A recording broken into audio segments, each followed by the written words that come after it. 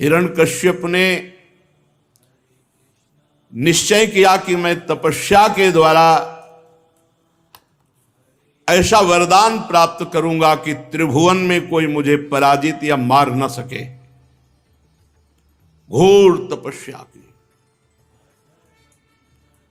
दाहिने पैर के अंगूठे के बल केवल खड़े होकर दोनों हाथ ऊपर उठाकर आकाश की तरफ दृष्टि करके और भगवत मंत्र जप करते हुए इतनी तपस्या की कि उसके शरीर में दीमक लग गई। त्वचा, मांस, रुधिर, नस नाड़ियां ये सब चाट गए। हड्डी में प्राण रहे और ऊपर बांबी लग गई। पूरा त्रिभुवन हिरण्यकश्यप के ताप से तप से व्यथित हो गया।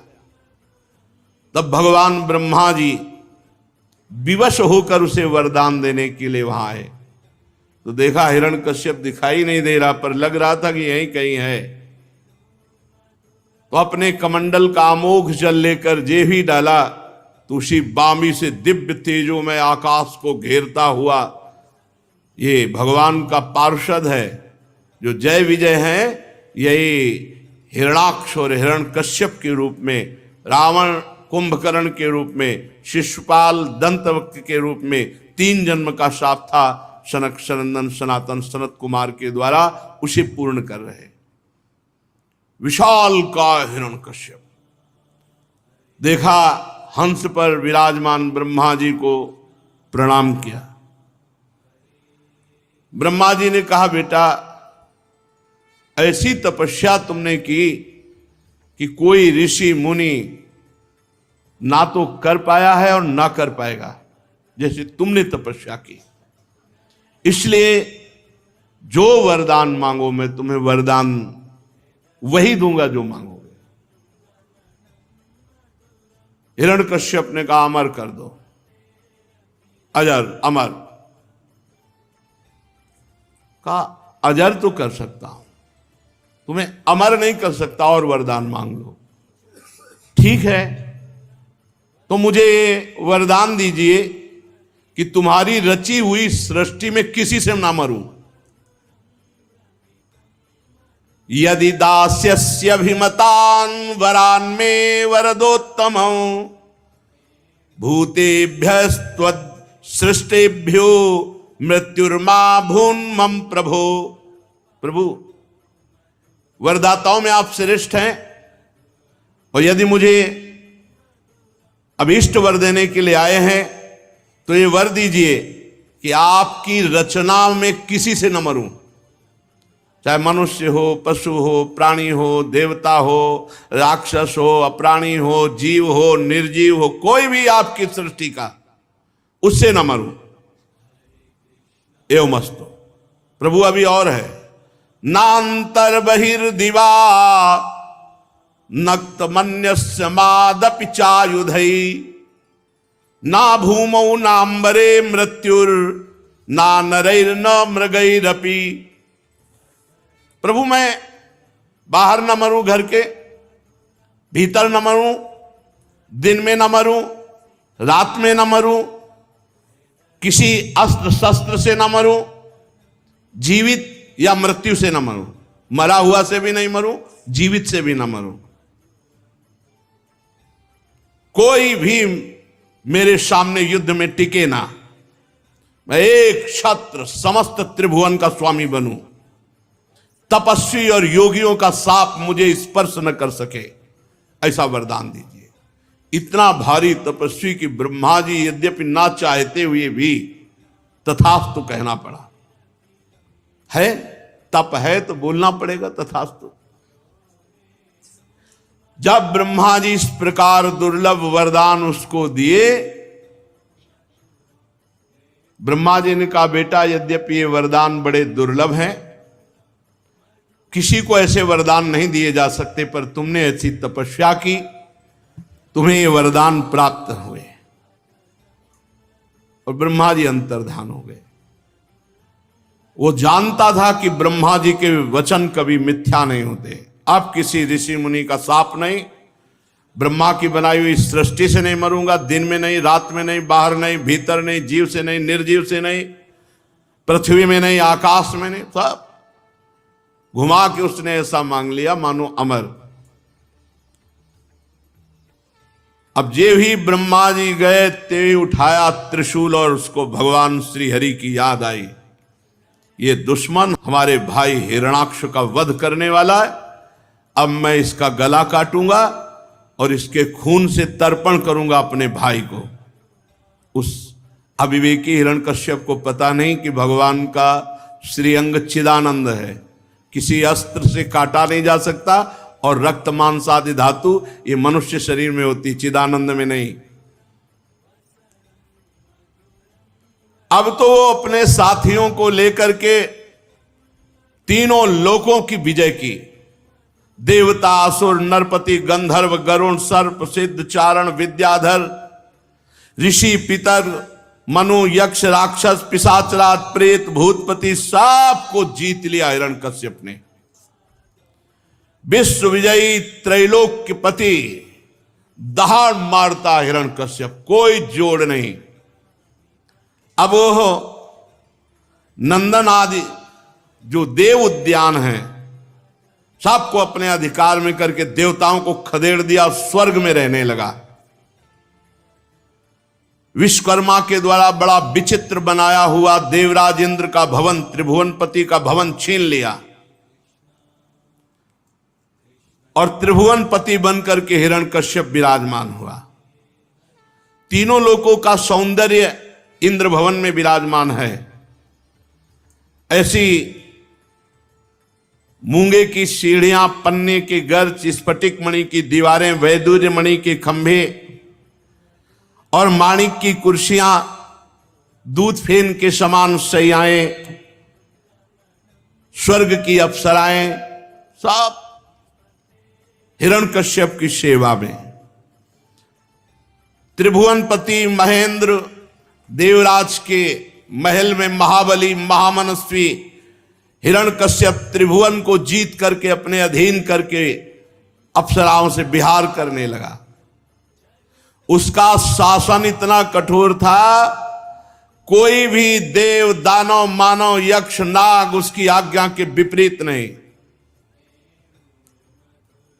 अब तो उत्कट गंध वाली मदिरा पीता और मतवाला होकर के जैसा आदेश करता वैसा त्रिभुवन को पालन करना पड़ता।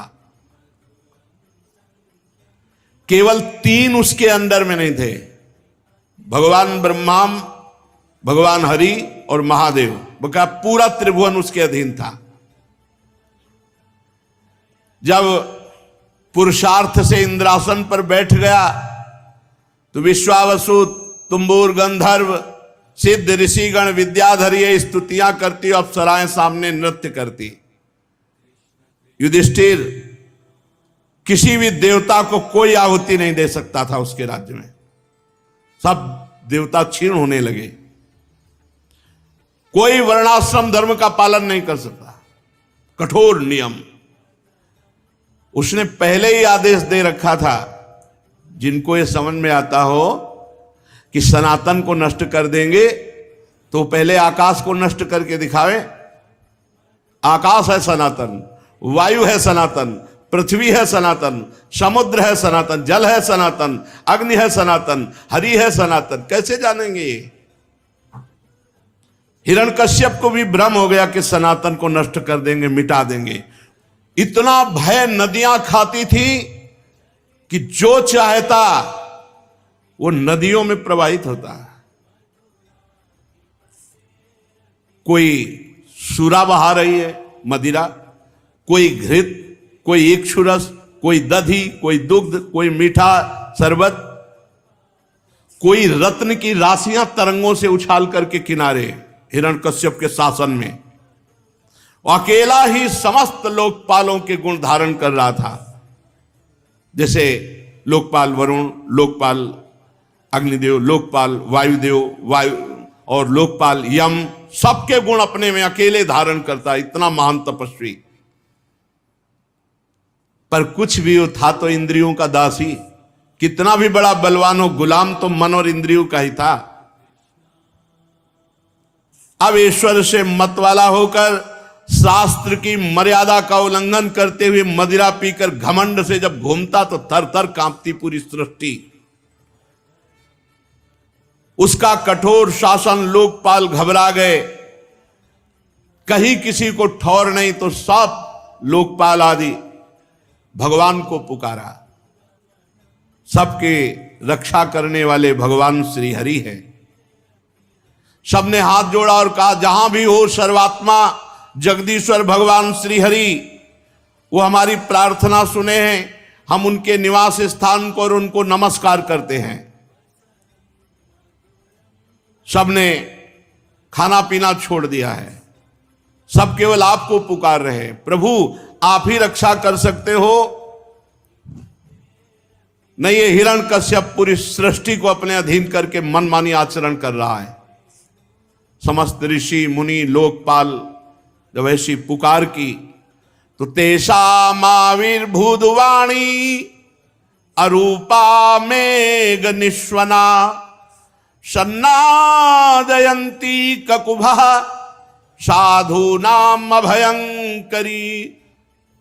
सज्जन पुरुषों को अभय प्रदान करने वाली भगवान की मेघ गंभीर आकाशवाणी हुई। देवताओं ऋषि मुनियों, मां भैष्ट विबुध श्रेष्ठा सर्वेशाम भद्रमस्तुवा मद दर्शनम ही भूतानाम सर्वश्रेयोपपत्तये। मत डरो, जो मेरी शरण में आ गया उसको मैं निर्भय कर देता हूं। मैं इस नीच दैत्य को मिटा देता पहले ही। मुझे पता है थोड़ा समय और बकाया इसके तपस्या के पुण्यों का। कोई भी प्राणी जब सनातन धर्म पर वार करता है, देवता वेद गाय ब्रह्म ऋषि साधु वैष्णव धर्म, ये सनातन है, ये सनातन की जड़ें हैं, तो मैं उसका विनाश करता हूं। यदा यदा ही धर्मस्य, कौन सा धर्म? यही सनातन धर्म। यदा यदा ही धर्मस्य ग्लानिर्भवत भारत अभ्युत्थानम अधर्मस्य तदात्मानं सृजाम्यहम् परित्राणाय साधूनां विनाशाय च दुष्कृताम धर्म संस्थापनार्थाय संभवामि युगे युगे। मैं इंतजार कर रहा हूं किस बात का? ये जब अपने लाडले पुत्र प्रहलाद का, जो मेरा भक्त है, ये जब द्रोह करेगा, उसको मारने की चेष्टा करेगा, अनिष्ट करेगा, तो ये सर्वशक्तिमान है, फिर भी मैं इसे मार डालूंगा। सुनने को तो मिला कि मार डालूंगा, नहीं आज तक था कि मारा ही नहीं जाएगा, क्योंकि ऐसे वरदान ले लिया है। नारद जी कहते सब ऋषि मुनि लोकपाल सबको बड़ा आनंद हुआ कि मारा जाएगा, भगवान के वचन सत्य है। सब लौट आए और बस धैर्यपूर्वक बाट जोहने लगे, कब मारा जाएगा ये। चाहे जितना बड़ा तपस्वी हो, चाहे जितना बड़ा वरदानी हो, जब समाज उसके नाश का चिंतन करने लगती है तो उसका नाश निश्चित हो जाता है। ऐसा ना समझे कि समाज अनाथ है, सब समाज के स्वामी हैं भगवान श्री हरि। इंतजार सब कर रहे कब मारा जाए। पीछे आपने सुना हिरण्यकश्यप के 4 पुत्र थे। प्रहलाद जी सबसे छोटे थे, परंतु गुणों में सबसे बड़े और महान भगवान के भक्त थे। ब्रह्मण्या शील संपन्न सत्य संधो जितेन्द्रिय आत्मवत् सर्वभूताना में का प्रिय सुहृतम। ब्रह्म ऋषियों के भक्त, सौम्य स्वभाव, सत्य प्रतिज्ञ, जितेंद्री, समस्त प्राणियों में एकमात्र श्री भगवान को देखने वाला स्वभाव, ये प्रहलाद जी का था। प्रहलाद जी सदैव बड़ों के आने पर खड़े हो जाना, उनके चरणों में झुककर प्रणाम करना, हाथ जोड़कर बात करना, बड़ी विनम्रता। भक्त में ऐसी ही विनम्रता होनी चाहिए। छोटों पर बड़ा दुलार, समान वालों पर मित्रता का व्यवहार, बड़ों पर पिता जैसा भाव प्रहलाद जी रखते, और गुरुजनों में तो सीधे भगवत भाव रखते। मेरे भगवान, इतना धन ऐश्वर्य सब कुछ, पिता इतना बलवान, पर कोई भी घमंड नहीं प्रहलाद जी को। प्रहलाद जी हर परिस्थिति को भगवान का विधान मानते हैं, इसलिए उन्हें कभी दुख सुख नहीं होता, वो आनंद में रहते। लोक परलोक किसी की कोई परवाह नहीं, एकमात्र भगवान के चिंतन में चित्त डूबा हुआ। प्रहलाद जी संपूर्ण वैभव को असत्य निस्सार समझते थे, इसलिए कभी घमंड नहीं हुआ। प्रहलाद जी जितेंद्री थे, मनोनिग्रही थे, शरीर उनके वश में था, वो इंद्रियों के गुलाम नहीं थे जैसे उनका पिता। उनके चित्त में कभी किसी भी तरह की कोई कामना ही नहीं उठती थी प्रहलाद जी के चित्त में, क्योंकि निरंतर भजन चलता था। धन्य है, जन्म हुआ दैत्य कुल में, स्थिति है महान, निरंतर भजन में डूबे रहते, कामना की कोई गुंजाइश ही नहीं थी, कोई कामना उनके हृदय में नहीं थी। अवस्था 5 वर्ष की, स्थिति सर्वोपरि। महात्मा लोग जिन स्थितियों को चाहते हैं, प्रहलाद जी में वो स्थिति स्वाभाविक विराजमान थी। सबसे खास स्थिति निरंतर भगवान का भजन और कोई कामना नहीं, इसी से सारी स्थितियां प्रकट हो जाती हैं। वो जहां कहीं कोई बैठता तो भगवान के चरित्र या भक्तों के चरित्र ही कथन श्रवण करते प्रहलाद जी। अजात शत्रु थे प्रहलाद जी, कोई उनका दुश्मन था ही नहीं पूरी सृष्टि में। प्रहलाद जी के विषय में जितनी महिमा वर्णन की जाए वो सब थोड़ी है, क्योंकि जिसका चित्त भगवान में जुड़ा हुआ है उसमें सब दैवी संपदा सद्गुण आ जाते हैं। प्रहलाद जी बचपन में जो बालकों के खेल कूद होते हैं वो नहीं खेलते थे, वो एकांत में जड़वत ध्यान में डूब जाते, भगवान के चिंतन में डूब जाते। भगवान श्री हरि उनके साथ खेलते भाव में। ऐसा चित्त चुरा लिया था भगवान ने कि प्रहलाद जी को कोई सुध बुध ही नहीं रहती। हर समय वो देखते भगवान उनके साथ खेल रहे, भगवान उनके साथ खा रहे, भगवान उनके साथ सो रहे, भगवान ही भगवान। कैसी उत्तम स्थिति। वो देखते कभी कभी कि भगवान अपनी गोद में लेकर मुझे दुलार कर रहे हैं, कभी कभी ऐसा देखते कि भगवान मुझे छोड़कर रूठ कर जा रहे हैं तो जोर जोर से रोने लगते। कैसी प्रेममय स्थिति। कभी देखते कि भगवान फिर प्रसन्न होकर हमारी ओर आ रहे तो दौड़ करके गले लगाते और हंसने लगते, ठाका मारते। तो कुछ लोगों को देखकर लगता कि हिरण्यकश्यप का एक छोटा पुत्र कहीं बावरा तो नहीं है, दौड़ना गले लगाने की, और वहां किसी को कुछ दिखाई नहीं दे रहा है। कभी बड़ी उत्सुकता से जोर जोर से गाने लगते, हरि हरि हरि हरि।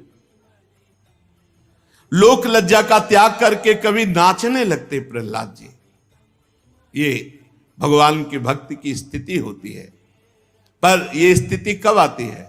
जब आसीनः पर्यटन नशनन शयानः प्रपिबन ब्रुवन, बैठे हैं या चल रहे हैं, खा रहे हैं या पी रहे हैं या लेटे हुए, हर समय नाम चल रहा है, हर समय गोविंद परिरंभिता, भगवान के चिंतन में ऐसा डूबे मानो भगवान उनका आलिंगन किए हुए।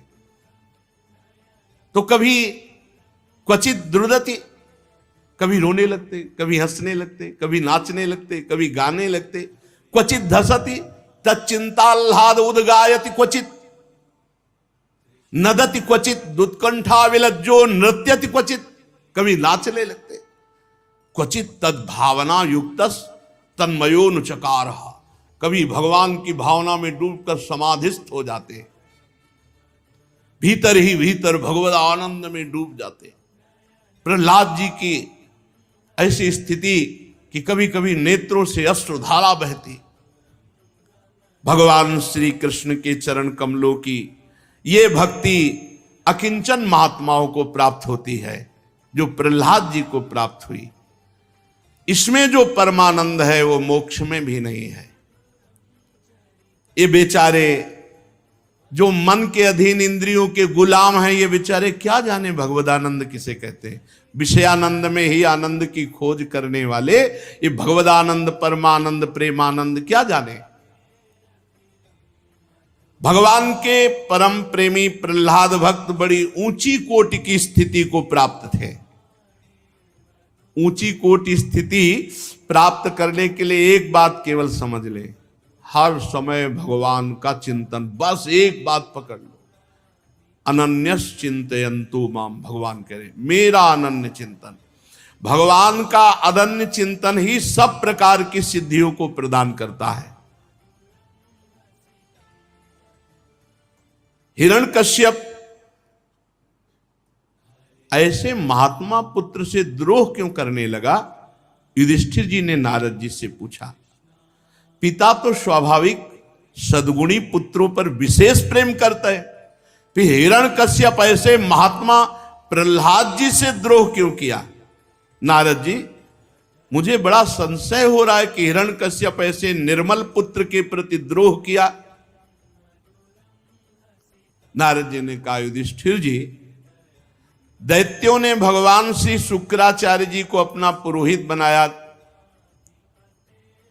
उनके दो पुत्र थे, संड और अमर्क, को संडामर्क कहते हैं। दोनों हिरण्यकश्यप के द्वारा प्रेरित होकर प्रहलाद जी को राजनीति, अर्थनीति ये सब पढ़ाते। प्रहलाद जी स्कूल में जाते, जो पढ़ाते वो पाठ सुनते हुए दिखाई देते, और जब पूछते तो जेव कहते सुला भी देते, लेकिन वो मनन नहीं करते। मनन करते प्रभु का। पाठ का मूल आधार मनन होता है। राजनीति, अर्थनीति, बहुत सी और पढ़ाइयां सुन लेते, सुना देते, मनन करते प्रभु का। काफी दिन के बाद संडामर्क ने प्रहलाद जी को हिरण्यकश्यप के पास भेजा। कयाधु जी ने बढ़िया श्रृंगार कर दिया था, 5 वर्ष का महान भागवत। हिरण्यकश्यप ने जो ही देखा सिंहासन के पास प्रहलाद जी, गोद में उठा लिया, गोद में लेकर छाती से लगाया, मस्तक सूंघा और कहा, बेटा प्रहलाद, बोलो तुम्हें त्रिभुवन में कौन सी ऐसी वस्तु दे दूं, कौन सी ऐसी बात अच्छी लगती है जो तुम्हें सुख मिले। जैसे बच्चे से पूछा तुम्हें क्या चाहिए, कौन सी वस्तु तुम्हें अच्छी लगती है, ऐसे प्रहलाद को गोद में लेकर हिरण्यकश्यप ने पूछा।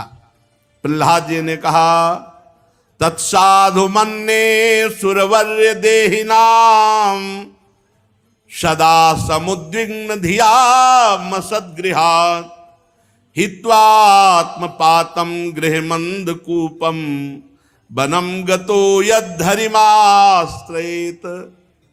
पिताजी, मुझे अच्छी जो बात लगती है, मैं और मेरे का त्याग कर दे, ये दुराग्रह है।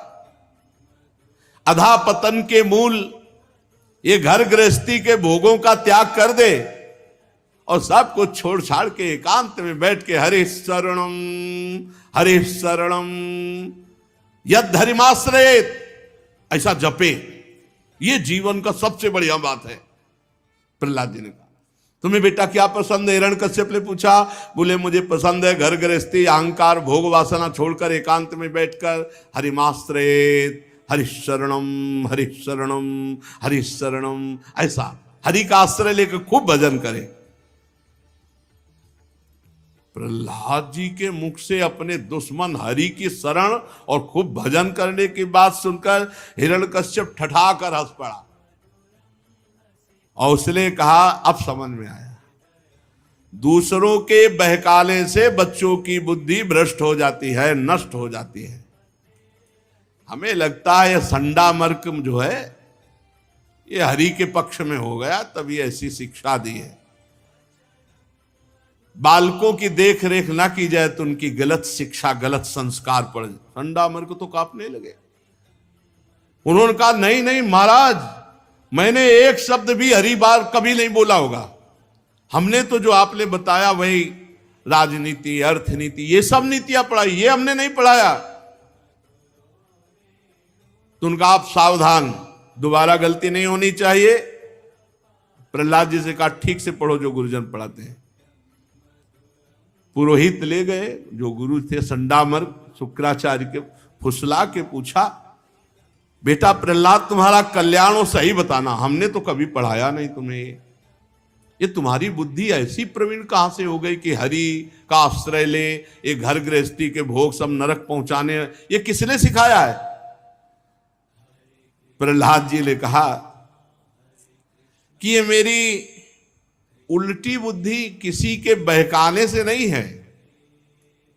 स्वः परश्चेत्य सद्ग्राहा पुंसाम यन्मायया कृतः विमोहित धियाम दृष्ट तस्मै भगवते नमः। ये मनुष्यों की जो मोह ग्रसित बुद्धि है, जो भोगों में सुख बुद्धि है, ये भगवान को मैं नमस्कार करता हूं। उनकी प्रचंड माया से ये मैं और मेरे का भेद प्रकट हो गया है। गुरुदेव ये किसी के पढ़ाने से नहीं है। स यदानुव्रतः पुंसाम पशुबुद्धि विभिद्यते अन्येष तथान्यो मिति भेद गता सती सएष आत्मा स्वपरेत्य बुद्धिर विदुरत्ययानुक्रमणो निरूप्यते मुह्यन्ति यद्वर्त्मनि वेदवादिनो ब्रह्मादयो हे सभिनत्ति में मतिम। ये पशु बुद्धि, ये मेरा है, ये तेरा है, ये मैं हूं, ये तू है, ये मायाकृत भेदभाव पैदा होता है भगवान की माया से। वो परमात्मा है, वो सबकी आत्मा है। अज्ञानी लोग भेद करके उसको नहीं जान पाते। बड़े बड़े ब्रह्मा आदि भी उस विषय में मोहित हो जाते हैं। आपके शब्दों में कि तुम्हारी बुद्धि कौन बिगाड़ रहा है, तो आपके शब्दों में वही परमात्मा मेरी बुद्धि बिगाड़ रहा है। गुरुजी ये किसी के पढ़ाने लिखाने से नहीं है। जैसे चुंबक के पास लोहा खिंच जाता है, वैसे ही श्री हरि के पास मेरा मन इंद्रिया सब खिंच गई है।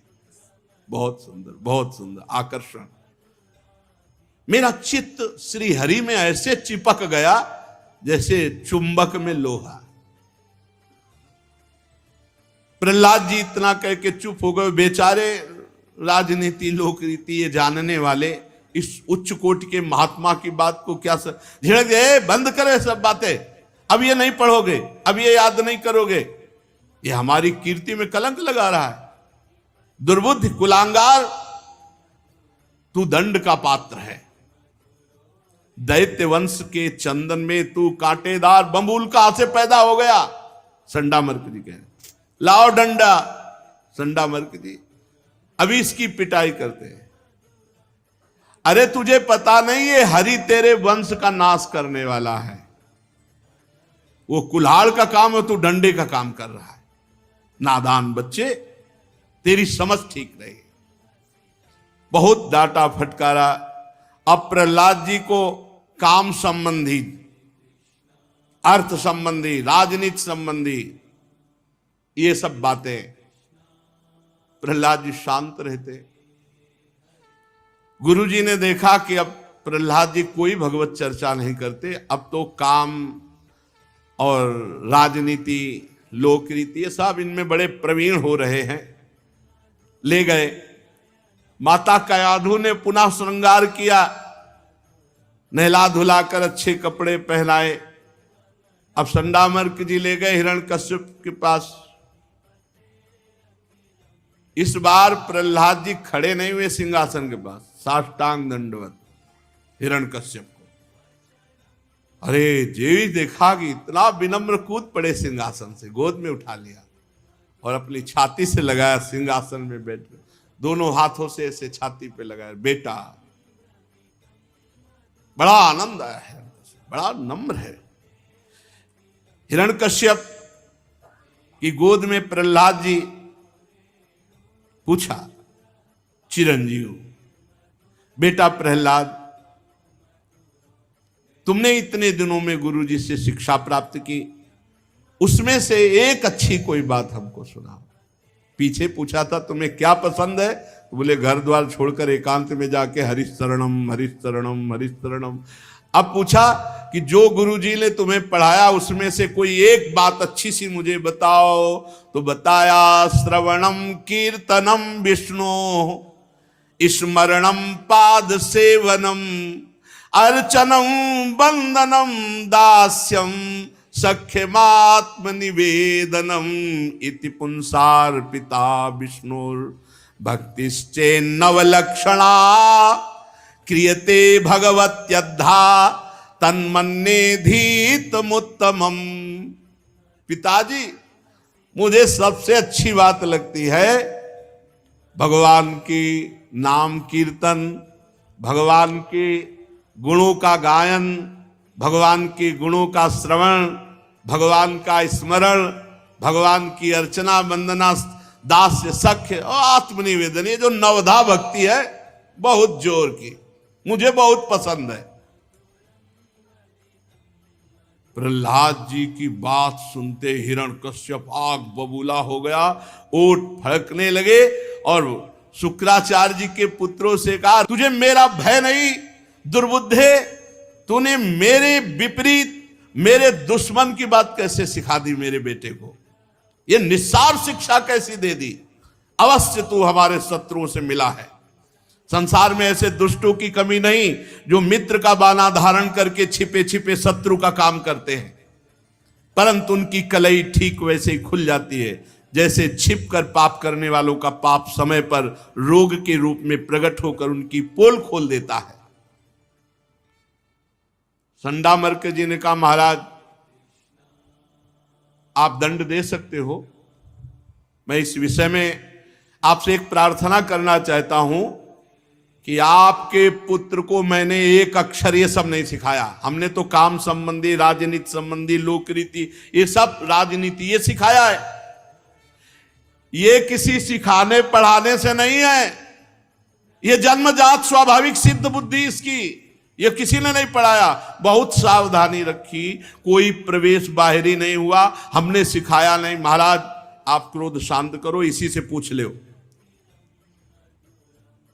जब संडामर्क जी ने ऐसा उत्तर दिया तो हिरण्यकश्यप ने प्रहलाद से पूछा, यदि तुझे तेरे गुरुजनों ने ये नहीं सिखाया तो कहां से तेरे को बुद्धि प्राप्त हुई, बोल। तो प्रहलाद जी ने कहा, मतिर्न कृष्णे परतः स्वतो वा मिथोभिपद्येत गृहव्रतानाम अदांत गोभिर्विशतांत मिश्रम पुनः पुनश्चर्वित चर्वणानाम नाते विदुष्वार्थ गतिम हि विष्णु दुराशयाये बहिरर्थ मानिनः अंधा यथांधैरुपनीयमाना वाची सतंत्या मुरुदाम निबद्धा नैषां मतिस्तावदुरुक्रमांघ्रिं स्पृशत्यानर्थापगमो यदर्थः महीयसां पादरजोभिषेकं निष्किंचनानां न वृणीत यावत्। प्रहलाद जी ने कहा, संसार के लोग पिसे हुए को पीस रहे हैं, चबाए हुए को चबा रहे हैं। हे इंद्रियों के गुलाम, विषयों में बार बार गिर करके फिर उन्हीं विषयों को भोग रहे हैं, घोर नरक की ओर जा रहे हैं। ऐसे लोग क्या सिखाएंगे हमको? ये हमको क्या सिखाएंगे? इनकी बुद्धि खुद इंद्रियों में फंसी हुई है, भोगों में फंसी हुई है। ये सिखाने पढ़ाने से बुद्धि ऐसी नहीं लगती। जो इंद्रियों को दिखने वाले बाह्य विषयों को परमिष्ट समझकर उनको भोगने में लगे हुए हैं, वो मूर्ख हैं। जैसे अंधे के पीछे अंधा जाए तो दोनों मरेंगे, ऐसे विषयी पुरुषों का आश्रय लेने पर वो भी नरक की प्राप्ति होगी। इसलिए पिताजी, ये किसी के सिखाने पढ़ाने से बुद्धि नहीं लगती। नैसाम मतिस्तावदुरुक्रमांग स्पृशत्या अनर्थापगमो यदर्था महीयसाम पाद रजोभिषेकम निष्किंचना नाम न वृणीते यावत्। अकिंचन भगवत प्रेमी महात्माओं की चरण धूल से जब तक पूरे शरीर को अभिषिक्त नहीं किया जाता, तब तक ऐसी मति नहीं होती जैसी मेरी मति प्रभु में लगी हुई है। श्री भगवान के चरण कमलों में निरंतर बुद्धि का अर्पित हो जाना जन्म मृत्यु के चक्र का नाश करने का स्वरूप है। पर यह बुद्धि तभी अर्पित होती जब किसी भगवत प्रेमी महात्मा का आश्रय मिले, भगवत प्रेमी महात्मा की चरण रज मिले, क्योंकि ये नारद जी की कृपा से प्राप्त है प्रहलाद जी को ऐसी स्थिति। प्रहलाद जी चुप हो गए, कहकर गोद में ही अभी बैठे। हिरण्यकश्यप क्रोध के मारे तो बावला हो गया, ऐसे उठाया प्रहलाद जी को, पटक दिया भूमि पर और कहा, दैत्यो ले जाओ इसको हमारे सामने से, तुरंत हमारी आज्ञा का पालन किया जाए। देखो तो सही, जिसने इसके चाचा हिरणाक्ष को मार डाला उसी का भजन करता है, उसी की दासता की बात करता है, उसी की पूजा की बात करता है। मार डालो इसको, मैं नहीं देखना चाहता ऐसे पुत्र को। यह विश्वास योग्य नहीं रहा।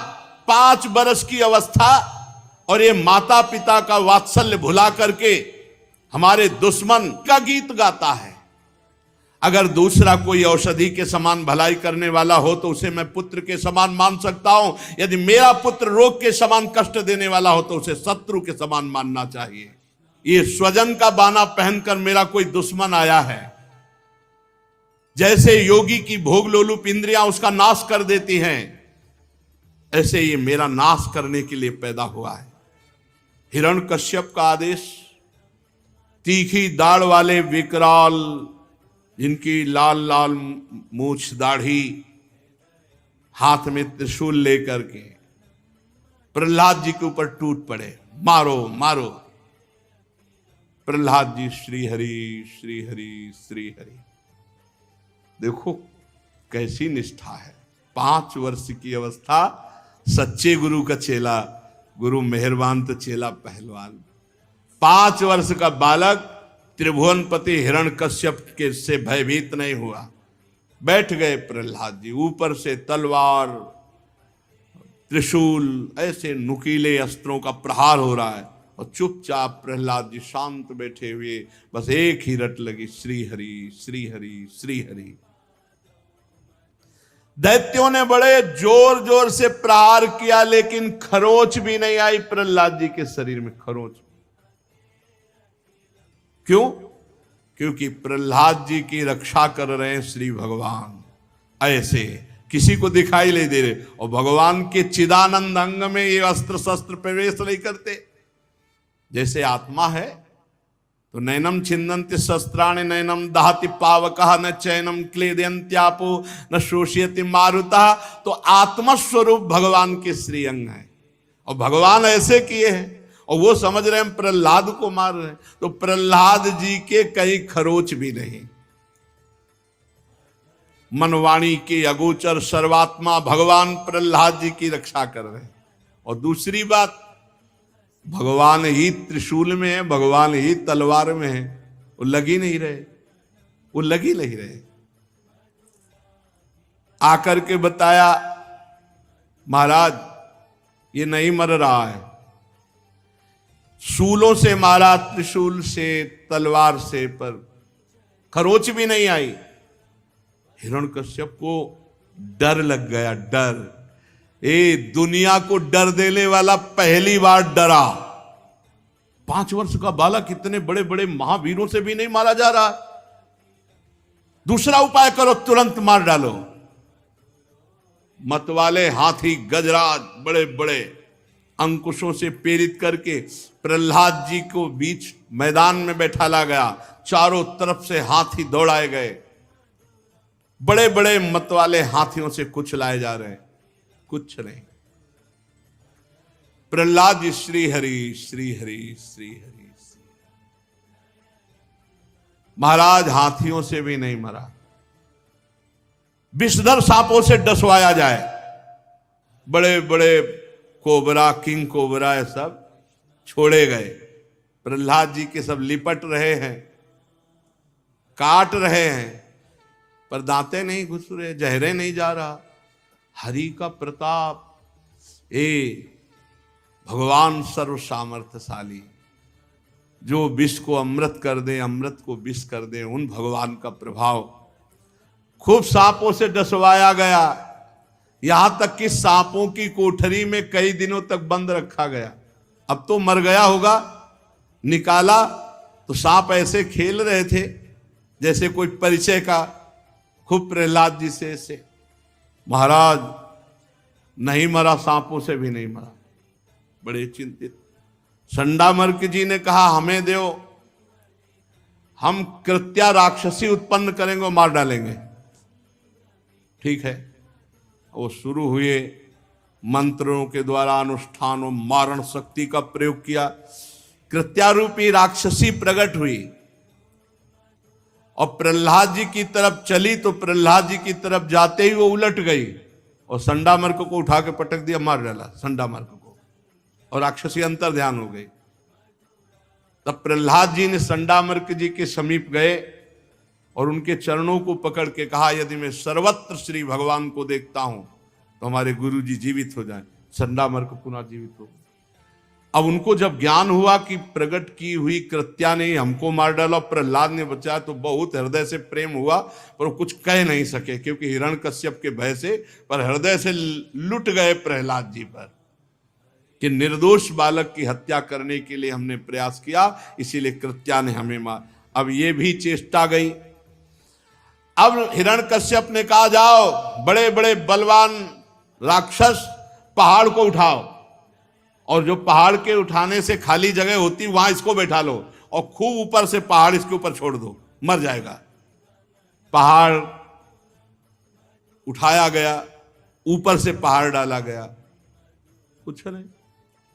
जाके सहाय केसो, आके जीवन का कौन अंदेशो, सीम की चाप सके को तासु, बड़ रखवार रमापति जासु। अब उठाओ पहाड़, अब तो मर गया होगा। देखा तो वैसे ही श्री हरि श्री हरि। हिरण्यकश्यप कांप गया, ये मरेगा कैसे ये। अब बोले, ऊपर से पहाड़ की चोटियों पर जाकर नीचे पत्थर पे पटको इसको, तो मर जाना चाहिए। ऊपर से पटके गए तो नीचे जैसे कोई बहुत कोमल गद्दे पे आ गए। श्री हरि श्री हरि। क्या मतलब, ये जादू क्या है कि मर ही नहीं रहा ये। बोले महाराज अब क्या, तो बोले संबरासुर को बुलाओ, माया प्रकट करवा। संबरासुर आया, पूरी माया करके हार गया। मायापति के दास का बाल बाका भी नहीं। बोले अब ऐसा करो, जहरीली गैस से भरा हुआ कुंड, उस पे इसको बंद कर दो, मर जाएगा दम घुटने पे। ऐसा किया गया। 2-3 दिन बाद निकाला गया, श्री हरि श्री हरि श्री हरि। वहां कोई फर्क नहीं। बोले अब हमारे सामने हलाहल विष निकालो, सर्पों का, जड़ी बूटियों का, सब जहर पिलाओ इसको। जहर पिलाया गया। प्रहलाद जी मुस्कुरा के जैसे कोई रबड़ी खा के और बोले, श्री हरि। कुछ फर्क नहीं प्रहलाद जी पर, कोई फर्क नहीं। बहुत उदास हो गया। खाना पीना बंद कर दो इसका, और बर्फीली जगह में दबा दो इसको कई दिन तक। फिर जब निकाला गया तो फिर श्री हरि श्री हरि श्री हरि। हिरण्यकश्यप बहुत इतना परेशान हो गया कि उसको लगा कि हमें लगता है कि मेरी मृत्यु इसी से होगी। बहुत चिंतित बैठे थे। इतने में उनकी बहन जी आई। बहन जी ने अग्नि को तपस्या के द्वारा प्रसन्न कर लिया था, तो उनको एक शीतल पट मिला था जिन्हें होलिका कहते हैं। उनका भैया तुम चिंतित मत हो, अब की ये मारा जाएगा। तो उनका कैसे मारा जाएगा? बोले हमको तो प्राप्त है अग्नि का शीतल पट, तुम लकड़ियों का ढेर लगाओ, बीच में जगह बनवाओ, हम जबरदस्ती लेकर इस बालक को बैठ जाएंगे, आग लगवा दो, मुझे अग्नि का वरदान रूपी शीतल पट मिला, मैं जलूंगी नहीं, ये लड़का भस्म हो जाएगा। हिरण्यकश्यप को थोड़ी तसल्ली मिली, पर थोड़ा संशय था कि इतनी जगह नहीं मरा तो पता नहीं आग जलाए कि ना जलाए इसको। अब जैसा विधान बनाया गया था, बहुत टाल का टाल लकड़ी एकत्रित कर दी गई, नीचे अंदर जगह बना दी गई। होलिका लेकर के बैठ गई प्रहलाद जी को पकड़ के सामने। प्रहलाद जी ने कहा बुआ जी आप निश्चिंत रहो, पकड़ने की जरूरत नहीं, हम आपके सामने ही बैठे हैं। और श्री हरि श्री हरि श्री हरि। अब इशारा कर दिया लगाओ आग, चारों तरफ से आग लगा दी गई। जो ही आग लगी तो हरी पेरी तो ऐसी हवा चली कि शीतल वो तो पकड़े बैठी थी प्रहलाद जी को, तो शीतल पट पूरा प्रहलाद जी के ऊपर और बुआ जी फुआ हो गई। पूरी आग बुआ जी को। अब वो चीख रही है तो दैत्य लोग आनंद मना रहे हैं कि अब मरा प्रहलाद जी, क्योंकि स्त्री की आवाज और बालक की आवाज लगभग पूरी रात दैत्य लोग बड़ी मस्ती में कि हमारे स्वामी का संकट टला। आज भी सुबह भगत लोग ढोलक मंजीरा लेकर जो प्रहलाद के पक्ष के हैं वो जाते हैं, वहां होली का तिलक करते हैं, प्रहलाद जी के साथ नाम कीर्तन। वहां देखा जाके कि तो वहां बुआ हुआ तो कोई थी नहीं, वो तो सब राख हो चुकी थी, और प्रहलाद जी बैठे श्री हरि श्री हरि श्री हरि, बड़ा जोर का कीर्तन। अब हिरण्यकश्यप को लगा गया अरे अग्नि में हमारी बहन जल गई, लेकिन उनको तो शीतल पट प्राप्त था और प्रहलाद बच गया। अब वो बहुत, तो दैत्यों ने कहा कि एक जगह रह गई, बड़े बड़े पत्थर के टुकड़े बांधकर इसे गहरे समुद्र में फेंक दिया जाए। ऐसा भी किया गया, समुद्र में डलवाया गया, आंधी में छोड़वाया गया, लेकिन भगवान के प्राण प्यारे भक्त प्रहलाद का बाल बाका भी। विश्वास करो,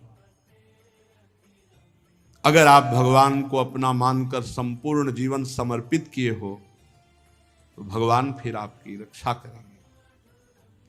देखो ठाकुर हरिदास जी को 22 बाजारों में कोड़ों से अभी मारा गया, 500 वर्ष की पहले की बात, लेकिन हरिदास जी को इतनी भी पीड़ा नहीं हुई। महाप्रभु चैतन्य देव जी ने दिखाया कि श्री ठाकुर श्री हरि के संपूर्ण श्रीअंग में कोड़े लगे हुए थे। भगवान अपने भक्तों के ऊपर किए हुए प्रहार को स्वयं अपने श्रीअंग पर लेते हैं। प्रहलाद जी का बाल बाका भी नहीं हुआ। अब हिरण्यकश्यप डर गया प्रहलाद से कि यही मुझे मारेगा, क्योंकि किसी भी तरह नहीं इसकी मृत्यु होने। सोचने लगा कि मैंने इसका बहुत बुरा किया है, द्रोह किया है, दुर्व्यवहार किया है, और इसका कुछ भी नहीं बिगड़ा, ये मुझे मारेगा। भयभीत हो गया हिरण्यकश्यप। ये ना किसी से डरता है, ना मृत्यु इसका कुछ बिगाड़ पा रही। हाय, मैं इसकी शक्ति की था नहीं पा रहा, अवश्य अवश्य मेरी मृत्यु इसी से होगी, ऐसा वो निश्चय कर रहा है। बहुत भयभीत है, चेहरा उतर गया हिरण्यकश्यप का, भयभीत हो गया। शुक्राचार्य के पुत्र संडामर्क जी हिरण्यकश्यप से कहा मैं एकांत में मिलना चाहता हूं। एकांत में मिले, कहा स्वामी आप चिंता करते हैं, अरे आपने अकेले त्रिभुवन पर विजय प्राप्त कर ली, आपके भौं टेढ़ी करने पर लोकपाल कांप उठते हैं। हमारे देखने में तो कोई चिंता की बात नहीं है, आखिरकार आपका ही बालक है, थोड़ी बुद्धि बिगड़ गई है, ये आपकी बुराई तो नहीं कर रहा, आपको मारने का प्रयास तो नहीं कर रहा, आप ही तो प्रयास कर रहे हो, आप चिंतित क्यों हैं? ऐसा किया जाए, इसे वरुण पास से बांध दिया जाए और हमारे भगवान शुक्राचार्य जी पधारेंगे और वो अपने मंत्रों से इसकी बुद्धि को बदल देंगे, ये सुधर जाएगा, आप चिंता मत करो। हिरण्यकश्यप ने कहा ठीक है, गुरुपुत्र की सलाह मान ली, अब वरुण पास से बांध करके चंडामर्क जी ले गए। भक्त कभी भयभीत नहीं होता किसी भी परिस्थिति में, जो भयभीत होते उनको अभी भगवान का भरोसा नहीं है। अब वहां उनको काम का उपदेश, गृहस्थ धर्म संबंधी बहुत से उपदेश दिए जाने लगे। प्रहलाद जी बहुत नम्रता से प्रयोग आते हैं, चाहे चंडामर्क जी हो चाहे शुक्राचार्य जी हो, सबसे नम्र प्रयोग। मन में सोचा इतना विरोध, पिता गुरु सब विपक्ष में, क्या मेरे हरि की भक्ति में ऐसा विरोध होता ही रहता है? पर हरि तो रक्षक हैं, फिर डरना क्या। एक दिन अवसर मिला, ये संतों से कथा सुनी, ऐसे ही अकेले चिंतन करते हुए जा रहे थे, तो एक जो कुंभकार पात्र मिट्टी के बनाते हैं, तो उनकी पत्नी बाहर बैठी हुई रो रही थी, हाय मैं क्या करूं, मेरी बुद्धि मारी गई। प्रहलाद जी ने कहा क्या हो गया? बोले 2 बिल्ली के बच्चे थे और मुझे ध्यान नहीं रहा, एक माट में थे और वो माट आवे के बीच में रख दिया और उसमें आग लगा दी। अब तो भगवान ही बचा सकते हैं, दूसरे किसी की सामर्थ्य नहीं। तो आग के बीच में रखे हुए बच्चे, तुझे विश्वास है भगवान बचा दे? पक्का।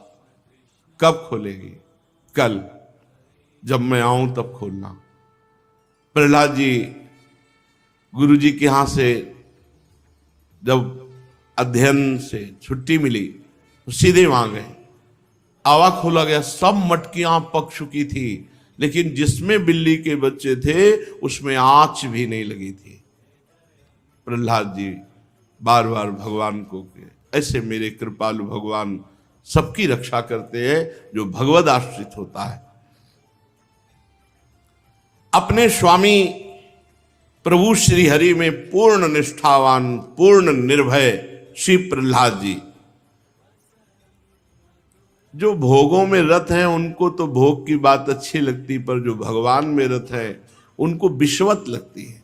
यहां एक आचरण भक्त का शिक्षास्पद प्रहलाद जी दे रहे हैं कि अपने घर में भक्ति कर रहे हैं हम, घर वाले विरोध कर रहे हैं, तो हमको ऐसे रहना है जैसे प्रहलाद जी, बिल्कुल रुचि नहीं रही बातें पर शांत बैठे हैं, पढ़ते नजर आ रहे हैं और बिल्कुल नहीं रुचि रही।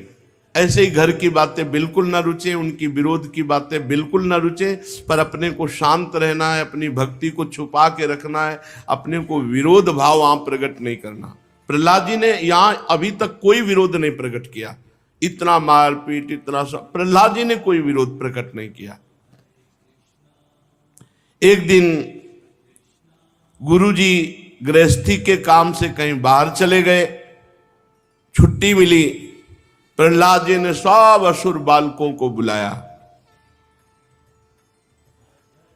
बुलाकर पास बैठाला और मधुर वाणी में हंसते हुए कहा, वो सब बालक थे और इस चमत्कार से बहुत प्रभावित थे कि प्रहलाद जी को आग में जलाया गया, विष पिलाया गया, सब कितना कितना सब किया गया और कुछ भी प्रहलाद जी का नहीं बिगड़ा।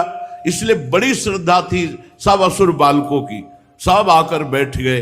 गुरुजी कहीं बाहर गए हुए थे, बड़े प्यार में भरकर श्री प्रहलाद जी ने कहा, मित्रों, इस संसार में ये मानव देह मिलना बड़ा दुर्लभ है। दुर्लभम मानुषम जन्म तदप्य ध्रुव मर्थदम कौमार आचरित प्राज्ञो धर्मान भागवतानि। प्यारे मित्रों, इस संसार में मनुष्य जन्म मिलना बड़ा दुर्लभ है। ये जगह जगह लिखा है शास्त्रों में। इसके द्वारा अविनाशी परमात्मा की प्राप्ति की जाए, यही सफलता है। मनुष्य जीवन की सफलता क्या है? भगवत प्राप्ति। परंतु पता नहीं कभी शरीर का अंत हो जाए। दुर्लभो मानुषो देहो देही नाम क्षण भंगुरा। ये शरीर बड़ा दुर्लभ है, पर किस क्षण नष्ट हो जाए पता नहीं। दुर्लभम मानुषम जन्मो तदप्य ध्रुव मर्थदम। कभी भी ये नष्ट हो सकता है। इस दुर्लभ मानव देह में, क्षण भंगुर मानव देह में भगवत प्राप्ति कर ली जाए, परमात्म प्राप्ति कर ली जाए। हे मित्रों, ये जीवन का परम लाभ है। बुद्धिमान पुरुष को चाहिए कि जवानी या बुढ़ापे के लिए भजन को न छोड़े। प्रहलाद जी समझा रहे हैं दोस्तों को कि भाई, ये दुर्लभ मानव देह है, पर क्षण भंगुर है, कभी भी नष्ट हो सकती है। और इस मानव देह का परम लाभ है भगवत प्राप्ति। और इसके लिए कौमार आचरित प्राज्ञो धर्मान भागवतानि। कुमार अवस्था से ही भजन शुरू कर देना चाहिए। जवानी और बुढ़ापे के भरोसे नहीं रहना चाहिए। कोई कोई तो अपनी प्रीतमा पत्नी के एकांत से 5 वर्ष के हैं प्रहलाद जी, लेकिन संपूर्ण ज्ञान है। जैसे कोई ये सोचे कि भक्तों को ऐसा ज्ञान कैसे हो जाता है, गृहस्थी में तो गए नहीं। देखो, ये तो 5 वर्ष के पूरा ज्ञान है। कह रहे जब उसकी प्रीतमा पत्नी एकांत में मीठी मीठी बातें और अपने आप को न्यौछावर करके सहवास आदि, ऐसा बंध जाता है मन दोनों का, पति पत्नी का। इस स्नेह पास में ऐसा बंध जाता है, छूटना मुश्किल। दूसरी फांसी, नन्हे नन्हे बच्चों की तोतली बानी। प्राणों से प्यारे प्रिय बच्चे कैसे छोड़ सकता है? फिर और बड़े हुए तो बच्चों की बहू और उनके लड़के बच्चों से ज्यादा प्यारे लगते हैं। जो पौत्र पौत्री होती है बहुत ज्यादा प्यारे। फिर पुत्रियों का ब्याह तो उनके जो दामाद, कितना बंधन, गांठ के ऊपर गांठ बंधती चली जाती है। अब वो जब वृद्धावस्था आई, अब वो सब इंद्रियों के भोग तो भोगने की सामर्थ्य नहीं रही, मन वैसे जलाता है और प्रतिकूलता घर से मिलती है। जनेन्द्रीय और रसेंद्रीय के सुखों में पूरा जीवन व्यतीत किया तो वृद्धावस्था में उसी का चिंतन होता है, उसी का चिंतन। वो रेशम के कीड़े की तरह अपने आप को कर्म बंधनों में जकड़ लेता है। उनसे कभी विरक्त नहीं हो सका, उनका कभी त्याग नहीं कर सका। और सुनो, अगर वो कहीं संस्कार व सन्यासी त्यागी बन भी जाए तो कोई बिरला ऐसा है कि घर से संबंध हटा पावे नहीं, महीना भर में वो घर पहुंच जाएगा। संन्यास लेने के बाद घर को दिया हुआ 1 रुपया भी पूरे घर के नाश के लिए पर्याप्त है। ये होश में रख ले विरक्त। 1 रुपया भी पर्याप्त है उसके परिवार के नाश के लिए। इसलिए बहुत सावधान, विरक्त होकर के बहुत होश में। उतना लो जितने से जीवन चल जाए, ज्यादा है तो समाज साधु सेवा, घर परिवार की नहीं। और फिर घर परिवार का राग वहीं घर परिवार में ले जा करके मारता है, बहुत दुर्गति। अगर सन्यासी होकर घर में जाके मरा तो भारी दुर्गति समझो। भगवान की याद में तड़पते हुए शरीर छोड़ दो। इसीलिए गंगा पावन, यमुना और तीर्थों का आश्रय लिया जाता है। घर का संबंध विरक्त होकर नहीं। स्वजन त्यक्त स्वजन बांधवाहा, भगवान कपिल देव जी ने कहा त्यक्त स्वजन बांधवाहा। तब तो बैरागी सन्यासी महात्मा त्यक्त स्वजन बांधवाहा। अधिकार नहीं, अधिकार श्री जी का, और श्री जी जिसे दे दे अधिकार, अपना अधिकार नहीं मानना चाहिए। बहुत सावधानी रखनी चाहिए। विरक्त और गृहस्थ में जो भगवान शास्त्रों में मर्यादा बनाए उसी मर्यादा से चलना चाहिए। और ये प्रायः बड़े बड़ों से भूल हो जाती है। अपना उद्धार करने में असमर्थ बेचारा मोह की जंजीरों में फंस जाता, बहुत इस प्रपंच से बहुत दूर भगवान की प्राप्ति करने के लिए गृहस्थ अपने परिवार का अगर कोई बाबा जी हो तो हमारी प्रार्थना भूल कर कभी उसकी वस्तु, वस्त्र, रुपया, पैसा कभी भूल कर न ले लेना, तुम्हारा विनाश करके वो निकलेगा पक्का। बहुत सावधान, बहुत सावधान। अपने परिवार को विष देने से डरे। विरक्त साधक अगर एक भी वस्तु, वस्त्र, कुछ भी, वो विष की तरह काम करेगा जाके तुम्हारे परिवार में। ऐसा ना सोचे कि ये हमारी कमाई है, नहीं।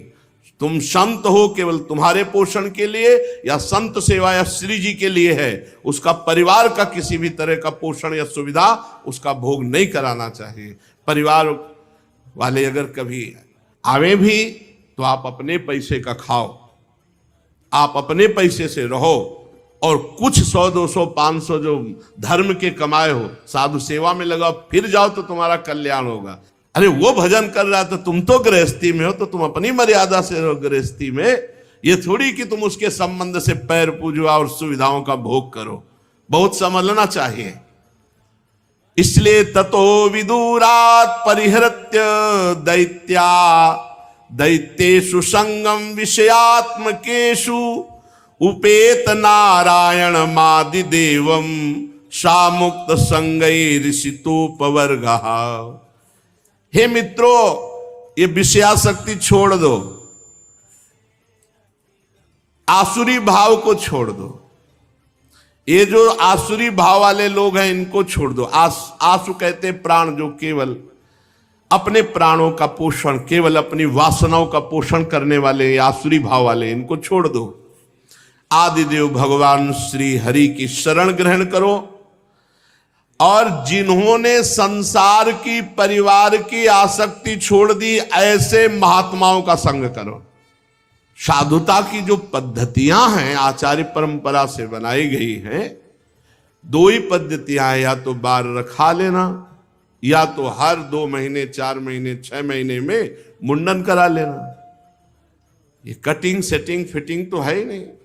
कह रहे उन संतों का संग करो, मुक्त संगैरिषितोपवर्गः, जो अपने परिवार, अपनी आसक्ति को त्याग चुके हैं, ऐसे भगवत प्रेमी महात्माओं का संग करो तो अपवर्गः, मोक्ष की प्राप्ति होगी। संत संग अपवर्ग कर, कामी भव कर पंथ। कामनाओं की पूर्ति चाहने वाला संत नहीं होता। जो निष्काम भगवत चिंतन परायण है वही संत है, चाहे गृहस्थी में हो चाहे विरक्ति में हो। मित्रों, भगवान के प्रसन्न करने के लिए कोई बहुत परिश्रम या प्रयत्न करने की जरूरत नहीं। प्रहलाद जी कह रहे,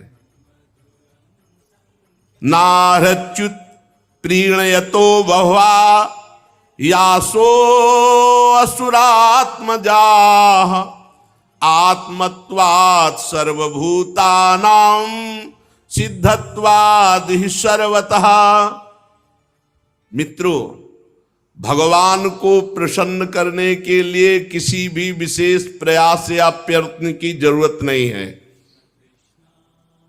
क्योंकि वे हमारी आत्मा हैं और वे सर्वत्र हैं और वे स्वयं सिद्ध हैं, पूर्ण काम हैं।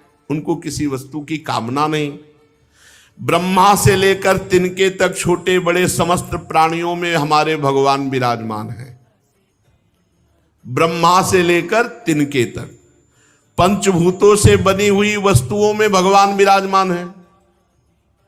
पंचभूतों में भगवान विराजमान है। सूक्ष्म तन मात्राओं में, महातत्व में, तीनों गुणों में, गुणों की साम्य अवस्था में, प्रकृति में, सब में भगवान विराजमान है।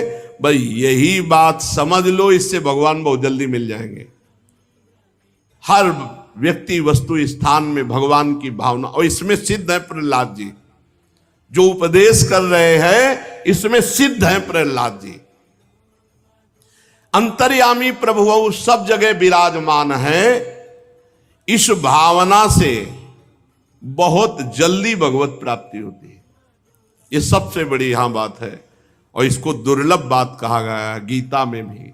बहुनाम जन्मनावंते ज्ञानवान माम प्रपद्यते वासुदेवा सर्वमिति सा महात्मा सुदुर्लभा। जो सब जगह भगवान को देखता है ऐसा महात्मा मिलना बड़ा दुर्लभ है। अब इसकी प्राप्ति के लिए तुम पहले अपने आसुरी स्वभाव का त्याग करो। दूसरों से सुख भोगने की लालसा, इसे आसुरी भाव कहते हैं।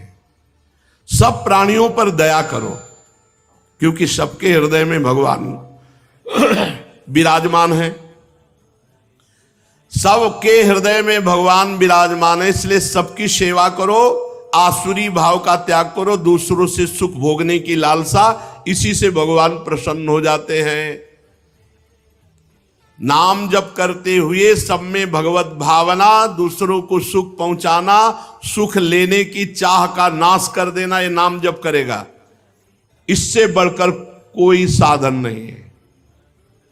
इससे भगवान प्रसन्न हो जाते हैं और कह रहे तुष्टे तत्र किमलभ्यम अनंत आद्य किम तैर्गुण व्यतिकरादि ये स्वसिद्धा धर्मादय किम गुणेन च कांक्षितेन सारम जुषाम चरणयोरुपगायताम नः। और जिसके ऊपर भगवान प्रसन्न हो गए, कौन सी अब बात रह गई जो उसको नहीं पूरी हो जाएगी। जिसको भगवान मिल गए, भगवान प्रसन्न हो गए, तो अब क्या बाकी रह जाएगा। प्रहलाद जी कह रहे सबसे बड़ी साधना क्या है? सब में भगवान को देखते हुए सेवा करना, खूब नाम जप करना, किसी से सुख लेने की इच्छा ना रह जाना, इसी से भगवत प्राप्ति हो जाती है। और जिस पर भगवान प्रसन्न हो गए तो कौन सा ज्ञान, कौन सी वस्तु, कौन सी स्थिति बकाया रह जाएगी। लोक परलोक में धर्मार्थ जो बताया गया है बिना प्रयास के सब कुछ आपको प्राप्त हो जाएगा जिस दिन आप भगवान को प्रसन्न कर लिए। देखो, हमको तो माया से कोई भी भय नहीं है, प्रहलाद जी कह रहे। जब हम भगवान का चरणामृत का सेवन करते हैं,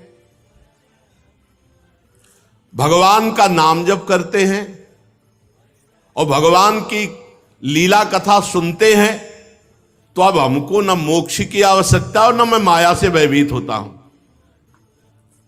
फिर ध्यान से सुन लो, जब हम भगवान का चरणामृत रोज पान करते हैं, उनका नाम जप करते हैं, उनकी लीला कथा सुनते हैं, कहते हैं, तो अब हमें मोक्ष की भी जरूरत नहीं है और हम इस माया से पार होने के लिए भी डरते नहीं हैं, क्योंकि हमारे पास चरणामृत है, नाम है और भगवान की लीला कथा। ये बहुत जोर की बात जब प्रारंभ में थे तभी ये बात बैठ गई थी।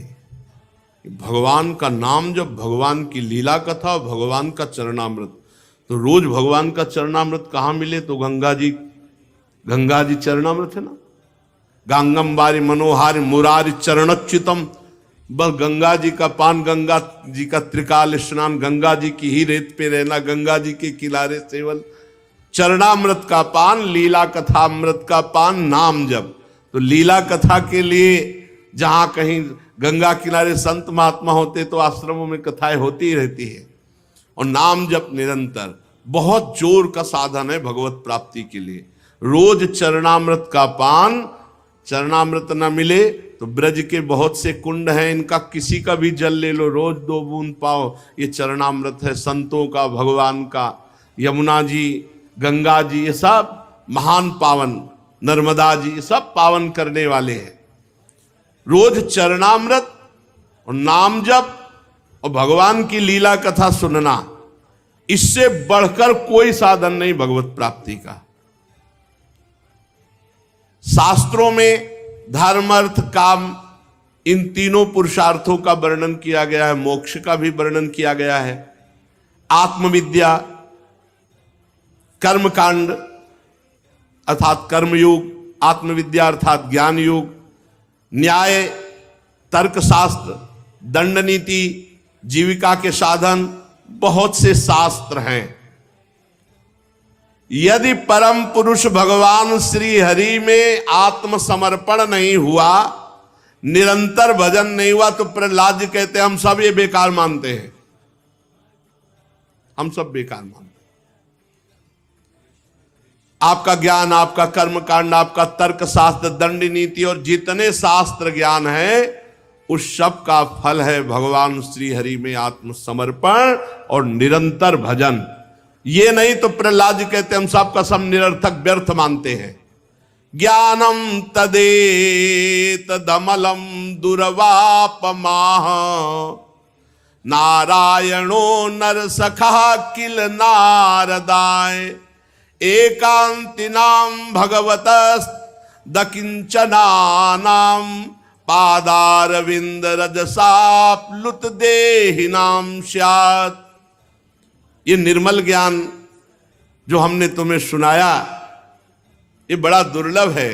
हे असुर मित्रों, ये पहले नर नारायण ने नारद जी को उपदेश किया था और नारद जी से ये ज्ञान हमको प्राप्त हुआ। भगवान के अनन्य प्रेमी अकिंचन भक्तों की चरण धूलि को जब तक अपने शरीर में नहीं लगाया जाएगा, तब तक ये दुर्लभ ज्ञान, ये दुर्लभ निरंतर भजन करने की वृत्ति, ये दुर्लभ भगवान को आत्मसमर्पण, ये नहीं होता। ये विज्ञान सहित ज्ञान विशुद्ध भागवत धर्म है। इसे मैंने अपने गुरुदेव देवर्षि नारद जी के मुंह से पहले पहल सुना था। प्रहलाद जी के मित्रों ने कहा कि प्रहलाद जी, गुरु पुत्र तो ये संडामर्क जी हैं और बचपन से आप इनके पास हैं, तो आपके नारद जी कब से गुरु हो गए?